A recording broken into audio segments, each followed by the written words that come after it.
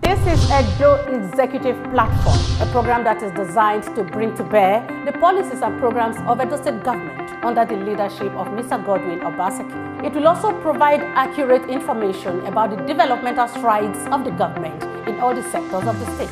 As the program unfolds, it will afford Edo people and of course residents in the state the opportunity to air their views and also contribute to the development conversation. I will commit myself to them, and I'll use every ounce of strength that God has given me to work for my people of Edo State.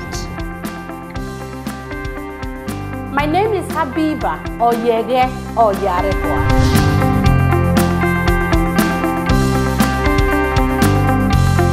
Hello and welcome to another edition of your program, Edo Executive Platform. My name is Habiba Oyege Oyarekwa. Today we are going to be chatting with the Commissioner for Minerals, Oil and Gas, Honorable Joseph Ugheoke. Sir, you are welcome to the program. Thank you very much. Now we are going to be talking about oil and gas and other related issues. Sir, how has it been managing this particular sector?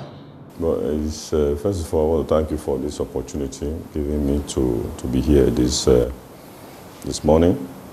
And I want to say it's a bit of a big challenge to me to be here as a Commissioner for Minerals, Oil and Gas.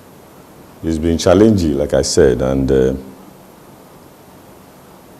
we believe that we're equal to the task because the number of staff, the quality of staff, and their capacity to perform has never been in doubt.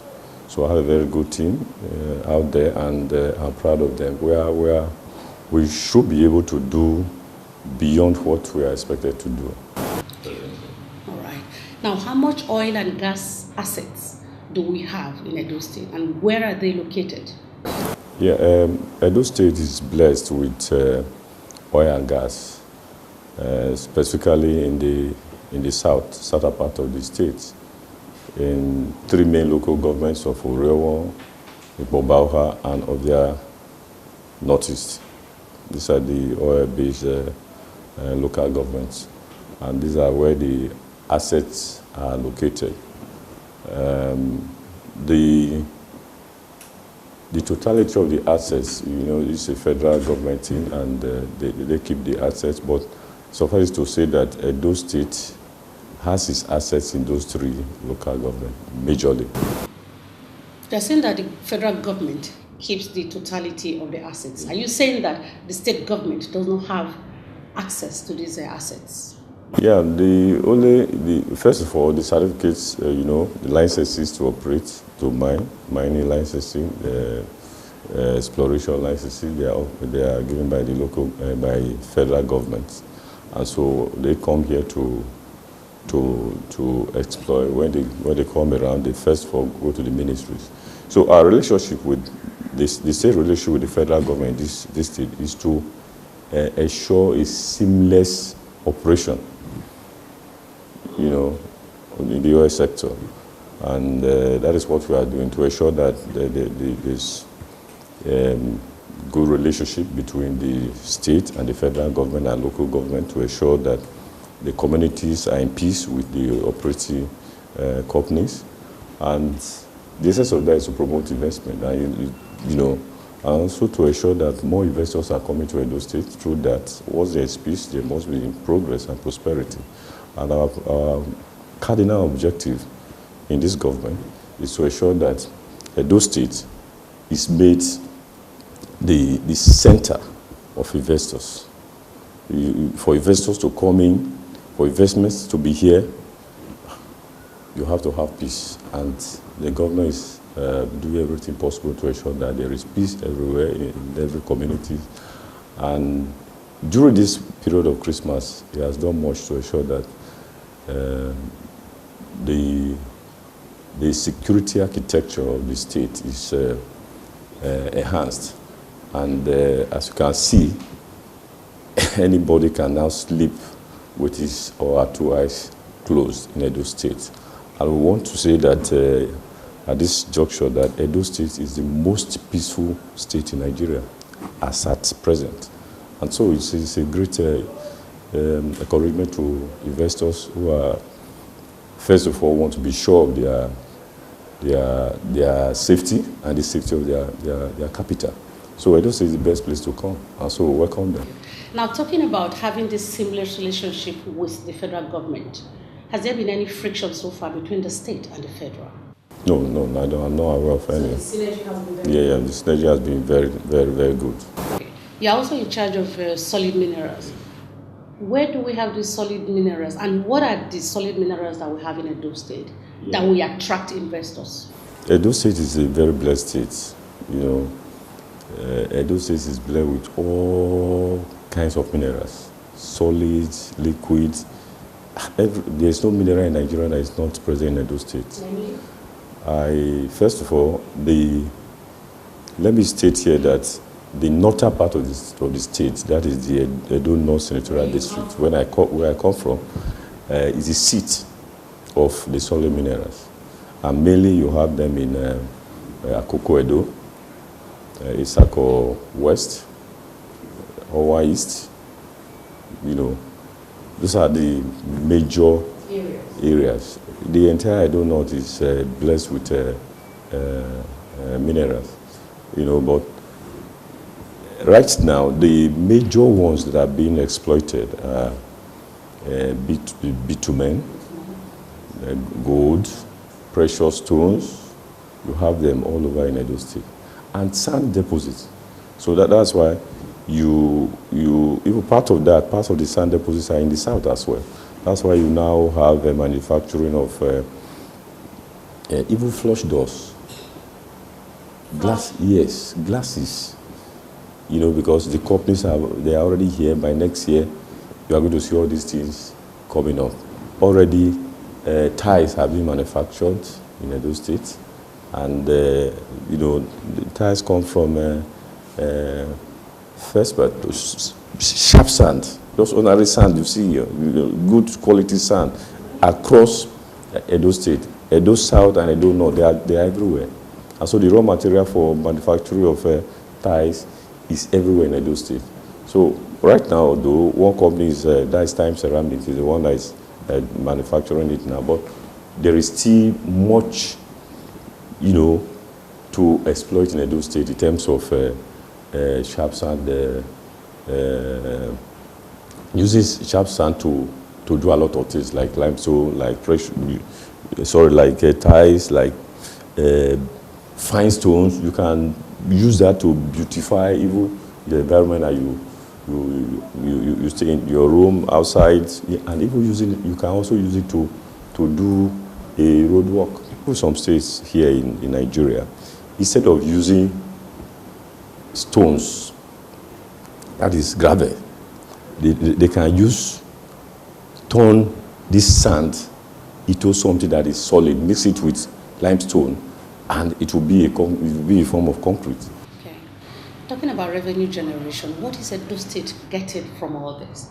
Or are some of these local governments or the investors going to pay royalty to the government? Or the ones that are already investing, are they paying royalty? Very well. In terms of like I said, solid minerals as well as and gas, that's what I meant. In terms of the oil, of course, like I said, it's a federal government thing. We receive a lot of royalty from there, revenues, because a lot of companies are here. In Edo State, we can now count up to 12 companies, oil companies in Edo State. And all their staff are here, they are residing here, they are paying taxes, PE, to Edo State government. They are, living here. The multiplier effect of that when they receive their salaries here and they spend their money here. And so much of what is paid to federal government, the state also receives 30% derivation from there, and it's big money. So Edo State, by that, is an oil-producing state in the south of Nigeria. In the area of solid minerals, we also are receiving 30% derivation from there. Also, it's a sector that's employing so many youths, so many people. The companies that are operating in the solid mineral sector, for example, what we have now in our record is up to 45. And there are others that are coming up. Some of them, they are operating illegally. We are trying to put them together so that they now operate as legal entities. We will encourage them, the government is encouraging them to work together to form cooperatives, to form associations as well as unions that the government will recognize, and government will be in a position to assist in order to perform optimally. That's what we are trying to do. Still to come, we are going to be talking about the relationship between the host communities and the investors. Stay with us. I will commit myself to them, and I'll use every ounce of strength that God has given me to work for my people of Edo State.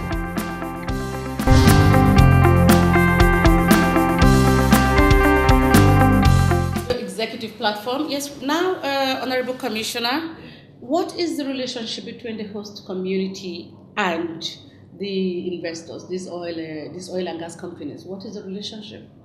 Yeah, the relationship between the oil and that's the oil companies operating in Edo State and the host communities has been very, very cordial, I would say. Before the coming of this administration, the relationship again has been there.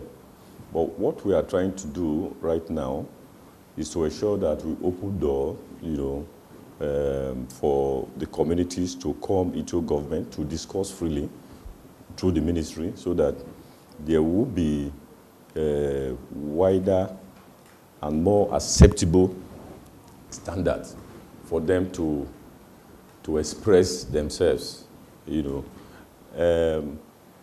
Right now they have groups. We call them. Well, it's a registered group. They call it HostCom.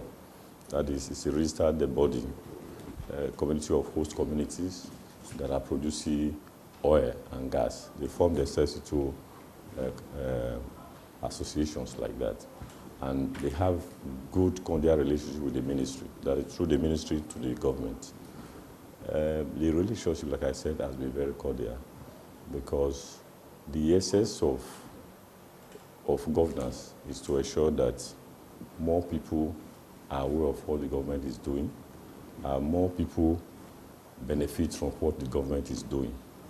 And for you to have companies operating in those communities, there has to be peace. Like I said earlier, there is, aura of peace in Edo State.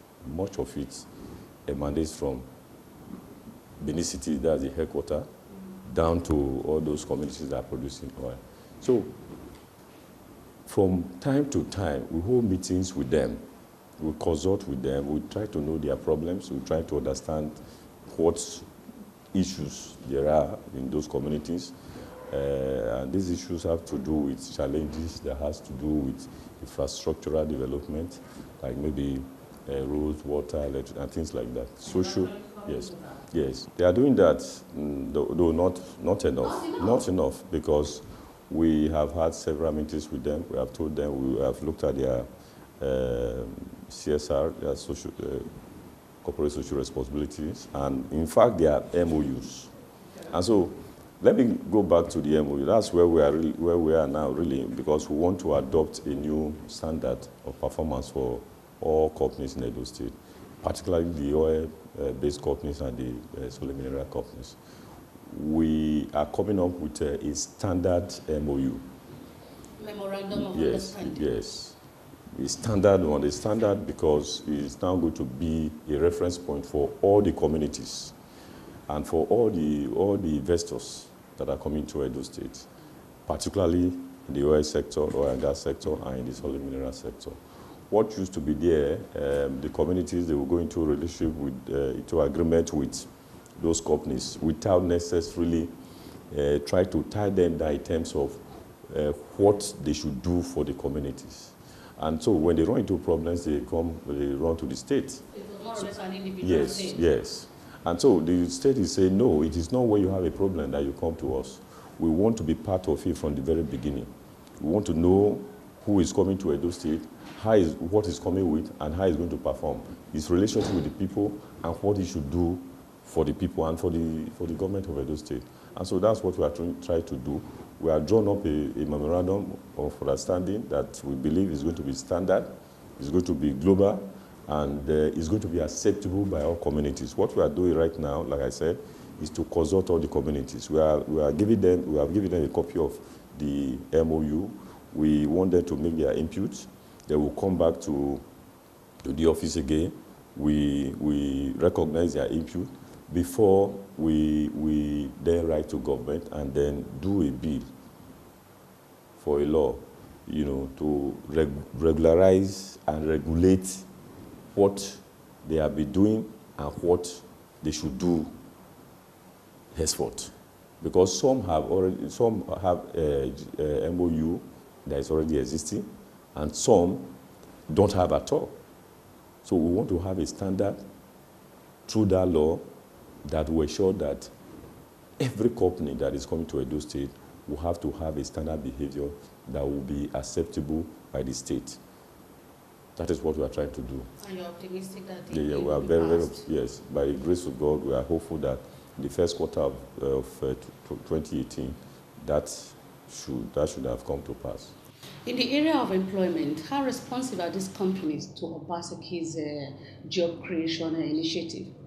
Yeah, like I said, it's still part of the MOU we are trying to do. Where they are employing, yes, but we are saying no. What we employ is not enough. Now the MOU is going to tell them what you are supposed to employ, the number indeed the percentage, in terms of your junior staff, and the senior staff, that's management staff. We go to some companies, we have visited a lot of oil companies in the state, we discover that some of them don't even have Edo citizens. And we have told them that from next year, we are not going to accept it in Edo State. We must have our citizens that are part of the management structure of every oil company that is operating in Edo State. It must be a standard. And that is what we will ensure that the law will correct by next year. So you don't come here and employ people from other countries or other part of the country or other parts of the world and employ them here, whereas we have the skilled manpower and trained, educated youths and even people that have experience in other climes that have come home. We have them. They are in Edo State. So the law will provide opportunity for them to have a space, in these companies. Don't you think that the companies will start feeling that they're trying to, force this local content policy into down their throats? No, it's not about the local content policy alone. It's about, when you have a property, somebody cannot just come and take it away without you be part of whatever negotiation or discussion is. Otherwise, the person is behaving like a thief. When you have a property and you want to dispose of it, or you want to sell it, or you want to give it to somebody, you should determine how that property is traded to that person or is given to that person. We expect also that our citizens will be working in other states. So we'll create that opportunity for others in Nigeria to come here to work freely, peacefully, to express the talent that they have. But that does not mean that people that own the minerals should not be part of, even though you are bringing money here, it should not be part of what you are doing here. They must be part because it's their own natural God-given resource. And so they must be part of what is going to be mined here, or you sold here, or any profit that is going to be made by these companies. The Edo people must be part of the benefits. Another issue that comes to mind is gas flaring. These are all federal government issues. For example, right now I think there's a fine of 1% of the quantity that you flare, and it's paid into a special account, that's federal government account. But there is a policy by the federal government that I think by 2020, much of gas flaring in Nigeria would have been reduced by over 80%. And so there's a timetable they are following. That's the other federal law to ensure that we are going to have zero flaring in the next five or so years in the oil and gas sector. Can you tell us just a little bit about the petroleum industry being high benefits to people? Well, like I said again, everything that has to do with petroleum, oil and gas, solid mineral is federal. So, but if the federal is benefiting, the state is directly also benefiting. But there are also marginal benefits. Like I said, if a company is here, they employ our people, they pay their taxes here, and their salaries are paid here. And so the multiplier effect of what they spend their money on in this state moves the economy or drives the economy. So in terms of the local content, there is also the issue of, apart from the staff, issue of when you are buying equipment, you must also patronize Nigeria-made goods, Nigeria equipment. And so the government is trying to come up, because as a matter of fact, in this state, we don't really have factories that fabricate equipment or machines. But that is what the government is trying to do now, by way of supporting technical schools, technical colleges, so that fabrications of little machines that will be used by artisans, by the ordinary people who are investment friendly, who wish to invest in little machines like that and then be productive to themselves and be productive to the state. By the time the state invests much on that, we will begin to benefit from the local content. Because now if a company is going to start a production in Edo State and the machines are not fabricated in Edo State, they are most likely to go elsewhere to get these machines and go as far as to China. And these are little machines, that can be fabricated locally. So, but the law is saying, get these machines locally. But if they are not there, they have to go outside. But we believe that by the time the state's educational system is working as it's supposed to work, that is what the government is doing now. Technical colleges are being encouraged, they are being equipped, and machines are being installed right now. And those machines will go a long way to now come up with different other machines, and different skills will now be acquired by different people to even invent more machines. And those machines will now be used by those companies that will have. So in the next 4 or 5 years, the Local Content Act, as it affects Edo State, will be more progressive, in terms of its application and in terms of its benefits. And more beneficial. Yes, and Edo State will be better for it. I look forward to that day, and I'm sure the viewers definitely are saying that they're looking forward to that day. Just briefly, we are in the Yuletide season now. We've noticed the queues in the filling stations. What is going on? We've come out severally, for the past 3-4 weeks. We will be coming out to tell the people, don't panic buy. We have banned jerry cans, not more than 20 liters, to be sold to anybody, just to maintain your gen set and all that. We agree that there is a shortage, in terms of supply. at the federal level, because like I said earlier, the issue of petroleum products, gas and all that, the other federal government. What we have been getting in Edo State has been reduced. The allocation getting to Edo State has been reduced. And that's the problem. Not just Edo State, across Nigeria. But we have been informed by NNPC that what they have now, the petition that they have made, is enough to wipe out the queues that you are seeing now. What has caused the queues that you are now seeing has to do with the issue between the federal government and Pegasa. They are going on strike, and the good thing now is that the strike has been suspended. We intend to go out to ensure that those that have received the products are selling at the regulated price, which is 145 naira per litre for PMS. That is what is going to happen. Today's edition of the program, Edo Executive Platform, I would like to say a big thank you to Honorable Joseph Ugheoke, Commissioner for Solid Minerals, Oil and Gas, for coming on the program. Thank you so very much.